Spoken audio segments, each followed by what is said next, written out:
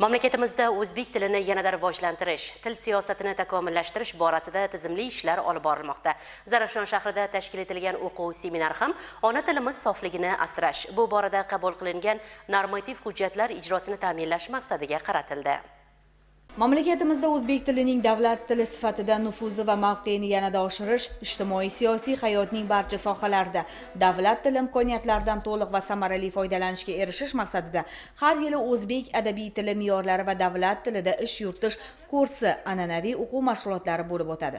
Xususan, Zarafshon shahrida tashkil etilgan navbatdagi o'quvlar ham O'zbekiston Respublikasi Prezidentining 2020-yil 20-oktyabrdagi mamlakatimizda o'zbek tilini yanada rivojlantirish va til siyosatini takomillashtirish chora-tadbirlari to'g'risida farmoni hamda Vazirlar Mahkamasining 2020-yil 3-martdagi Alisher Navoiy nomidagi Toshkent davlat o'zbek tili va adabiyoti universiteti faoliyatini yanada takomillashtirish chora-tadbirlari to'g'risida qaror ijrosini ta'minlashga qaratildi.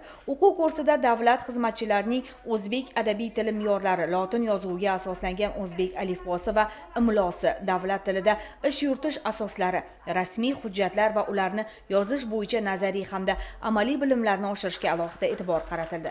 Malaka oshirish kursi o'quv mashg'ulotlari Alisher Navoiy nomidagi Toshkent davlat o'zbek tili va adabiyoti universiteti huzuridagi davlat tilida ish yuritish asoslarini o'qitish va malaka oshirish markazi Navoiy viloyati hududiy bo'linmasining malakali mutaxassislari tomonidan o'tkazildi. Biz bir oy davomida davlat tilida ish yuritish o'quv kursida o'z malakalarimizni oshirdik. Bu o'quv kursi davomida biz rahbar kadrlar va mutaxassislar uchun ham foydali bo'ldi.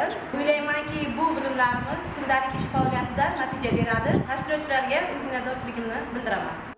O'quv mashg'ulotlari yakunida tinglovchilarning nazariy va amaliy bilimlari sinovdan o'tkazildi. Tinglovchilarning barchasi yakuniy test sinovlarini muvaffaqiyatli topshirdi.